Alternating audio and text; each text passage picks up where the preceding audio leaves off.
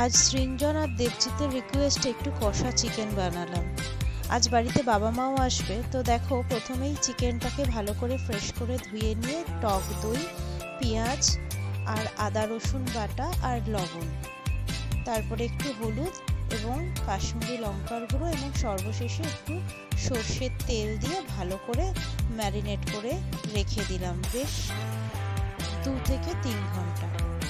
যতক্ষণ ম্যারিনেশন থাকে ততক্ষণই ভালো। তারপরে ফ্রিজে রেখে দিয়েছিলাম। তারপরেই কড়াইতে তেল দিয়ে একটু গোটা গরম মশলা দিয়ে দিলাম, তারপর পেঁয়াজ, তারপরে ভাজার পর একটুখানি নুন আর একটু চিনি দিয়েছিলাম যাতে কালারটা খুব ভালো আসে। দেওয়ার পরই দিয়ে দিলাম আদা রসুন বাটা, টমেটো কুচি, তারপরে মাংসটা দিয়ে একটু ভালো করে কষিয়ে আবার আলুগুলো ওপরে সাজিয়ে দিয়ে দিলাম। তারপর আবার একটু নাড়াচাড়া করে আবার চাপা দিয়ে খানিকক্ষণ হতে দিলাম।